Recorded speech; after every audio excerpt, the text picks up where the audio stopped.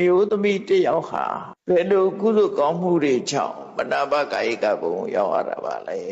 ဘာတွေလုပ်လို့ရောက်တာတော့ဆိုတော့မြတ်စွာဘုရားဟောတယ်နိရောဓတဲ့အမျိုးသမီးတယောက်ဟာ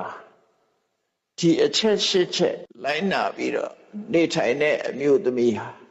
ဒီအချက်၈ချက်ကို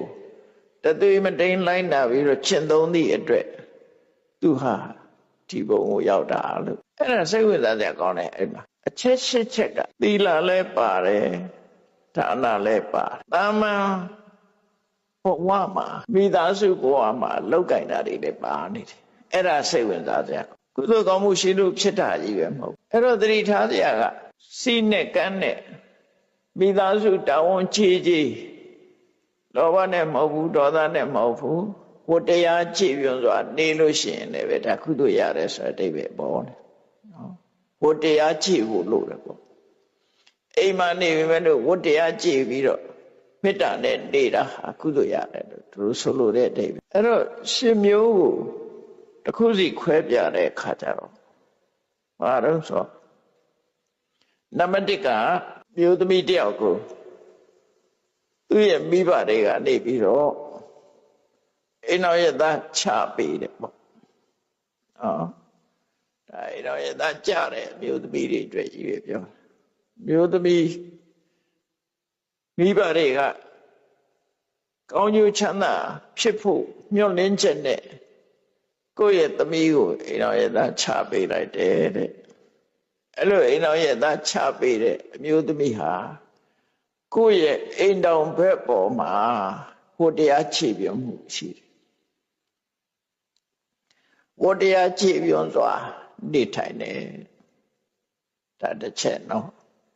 ဝတ္တရားခြေပြုံးတာအဲ့ဒါဝတ္တရားခြေပြုံးတာတဲ့ဒါကုသိုလ်ရနေတဲ့သဘောရှိတယ်ကိုလိုရမယ့်ဝတ္တရားကိုခြေပြုံးလုပ်ပြီးတော့မေတ္တာနဲ့နေထိုင်တယ်နောက်တစ်ခုကဘာလို့ဆိုရင်မိမိရဲ့အိမ်တော်ဘက်ကကရုကရောပြုပြီးတော့လေးစားရတဲ့အမေတို့အဖေတို့ဆိုရောက်ခမပေါ်လေခုခေတ်ပြောမယ်အိမ်တော်ဘက်ရဲ့မိဘတွေသူကိုးကွယ်တဲ့ဘာသာအဲ့ဒီအရေးပေါ်မှာသူကတလေးတစားကိုတရားခြေပြုံးစွာဆောင်ရွက်ပေးတယ်ဒါတစ်ခုဒါဒုတိယမြောက်ကုသိုလ်တွေဒါဟိုလူတွေကကုသိုလ်စင်နဲ့တော့မထည့်ပါဘူးဗျာဒီနော်ကိုတရားခြေပြုံးစွာဆောင်ရွက်တယ်နံပါတ်3ကအိမ်မှုလုပ်ငန်းနဲ့ပတ်သက်လာတဲ့အခါမှာသူဟာလှုပ်တတ်တယ်၊ကိုင်တတ်တယ်၊ချက်တတ်တယ်၊ပြုတ်တတ်တယ်အလုံးအတွက်စီမံခန့်ခွဲချက်ပြုတ်မပြင်းမကြီးအိမ်မှုကိစ္စတွေကိုလုပ်တယ်တဲ့ပြောမှဆိုရင်ဒါလည်းကုသိုလ်တစ်ခုပဲပြောလားဒါဆိုကုသိုလ်လို့မထင်ကြဘူးလေဒါသူလုံးဝမဲ့ဝတ္တရားတွေကိုသူခြေခြေပြင်းပြင်းလုပ်တယ်ပေါ့နောက်တစ်ခုကဘာတော့အိမ်မှာကိုယ့်အိမ်မှာဝိုင်းကူပြီးတော့လှုပ်တဲ့အိမ်ကခိုင်းနေတဲ့ပုဂ္ဂိုလ်တွေလှုပ်သမားတွေရှိတယ်သူတို့ကိုအုပ်ချုပ်တဲ့အခါမှာတဲ့လှုပ်ရင်လှုပ်သလိုမလှုပ်ရင်မလှုပ်သလိုခွဲခြားသိတယ်အလုပ်ကြိုးစားရင်ကြိုးစားသလိုအလုပ်မကြိုးစားဘူးဆိုရင်မကြိုးစားတဲ့အတိုင်းတာခွဲခြားပြီးတော့သူတို့ကိုပေးတဲ့ကံတယ်မလှုပ်တဲ့လူစုပေးတတ်ပေးပေါ့လှုပ်တဲ့လူပို့ပြီးတော့ခရုစိုက်ပေးနေမကောင်းထိုင်မသာရှိလာလို့ရှိရင်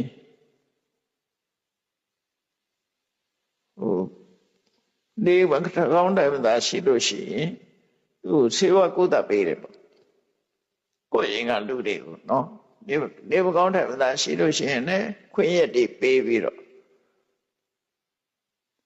ညတာမှုထားတယ်ပေါ့သူနဲ့တန်နဲ့လှုပ်ဖက်လှုပ်ပြီးတော့ညတာမှုတွေပြုတယ်နောက်အိမ်မှာစားစရာတောက်စရာရှိရင်လည်းညီလူညီမျှခွဲဝေပြီးတော့ပေးတယ်ဒါနဲ့ဒါဟိုလည်းကုသိုလ်လို့ပြောတာနတ်သမီးဖြစ်ဖို့ရအတွက်ဒါတွေကလည်းကုသိုလ်တွေဖြစ်တယ် ဒါတွေကိုလည်းရိုးရအလုပ်လို့ဆိုပြီးတော့ကုသိုလ်လို့တော့မထင်ကြဘူးဒါလည်းကုသိုလ်ပဲတဲ့နောက်နံပါတ်5ကတော့ကိုယ့်ရဲ့အိမ်သားကအပြစ်မသွားပြီးအလုပ်လုပ်ပြီးရှာဝေးလာခဲ့တဲ့ငွေကြေးတနဥစ္စာပစ္စည်းတွေကိုမခိုးမဝဲမထိမ့်မချံမသုံးမဖြုံးမဲကိုယ်အိမ်နောက်ပဲမသိအောင်တိတ်ပုံခိုးဝှက်တာတို့သုံးဖြုံးတာတို့မလုပ်ဖဲနဲ့သူဟာသေးသေးချာချာစနစ်တကျစီမံခန့်ခွဲပြီးတော့တိမ်သားလုံးအတွက်အသုံးပြုတယ်ရှားလာတဲ့ပစ္စည်းထိမ့်သိမ်းဆောက်ရှောက်တယ်ပေါ့ဒါကိုဆိုလို့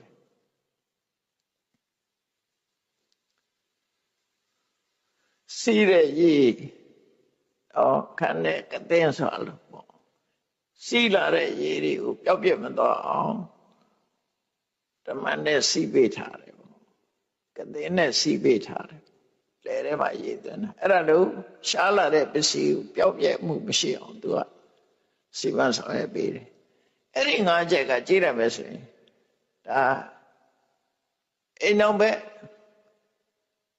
စနီးတဲ့များလိုက်နာကျင့်သုံးရတဲ့တောင်းဝတရားပဲဒါသူရဲ့တောင်းဝတရားကိုသူခြေပြောင်းလုပ်တယ်လို့သူဆိုလို့တယ်ပေါ့အဲ့ဒီတောင်းဝတရားခြေပြောင်းခြင်းဟာထူးခြားတဲ့ကုသိုလ်ကြီးမဟုတ်တော့လည်းပဲဒါကုသိုလ်ပဲအပြစ်ကင်းပြီးတော့အများပေါ်မှာမြတ်တာမေတ္တာထားပြီးတော့လှုပ်တာဖြစ်လို့မေတ္တာနဲ့လှုပ်တာဖြစ်လို့ဒါလည်းကုသိုလ်ပဲလို့သူဆိုလို့ဒီ5ချက်ကဒါရိုးရ5ချက်ပဲဖြစ်တယ်နောက်ထပ်နံပါတ်6ကျတော့မနာမကာယကနတ်သမီးဖြစ်ဖို့ဒါကြတော့ဘာသာရေးဘက်ကဆက်နွယ်လာပြန်နော်ဖះကိုကိုးကွယ်တယ်တရားကိုကိုးကွယ်တယ်သံဃာကိုကိုးကွယ်တယ်ဘုရားတရဏကိစ္ဆမိဓမ္မတရဏကိစ္ဆမိသံဃာတရဏကိစ္ဆမိရှရဏသုံးပါးကိုကိုးကွယ်စိကတ်သူဖြစ်တယ်အဲ့ဒါဆိုရင်တော့ဘာသာကြားရဘယ်လိုလုပ်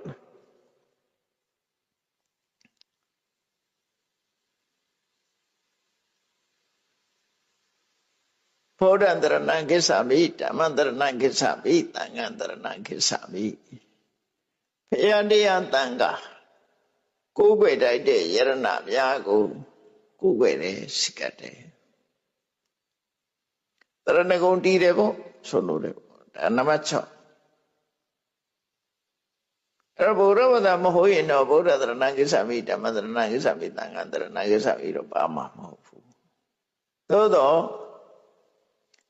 သူကိုးကွယ်တဲ့ပုဂ္ဂိုလ်ကသူတော်ကောင်းဆိုလို့ရှိရင်တော့အထိုက်လျောက်တော့အကျိုးရှိမှာနော်သူတော်ကောင်းကိုကိုးကွယ်တယ်ဆိုရင်တော့အထိုက်လျောက်အကျိုးရှိရမှာပြီးတော့လိုင်းနာကျင့်သုံးတဲ့တရားကကောင်းတဲ့အကျင့်တရားဆိုရင်လည်းအကျိုးရှိမှာပဲဒါအကျိုးမရှိဘူးလို့ပြောလို့မရသူတို့လည်းအကျိုးရှိနိုင်တယ်ပေါ့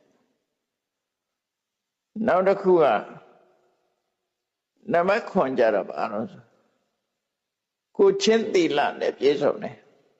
အဲ့ဒါတော့ဒါသီလပဲရောက်လာအဲ့ဒီကိုချင်းသီလဆိုတော့ဘာသာကြားပဲဖြစ်ဖြစ်ဘုရားဘာသာပဲဖြစ်ဖြစ်ဒါကိုချင်းသီလ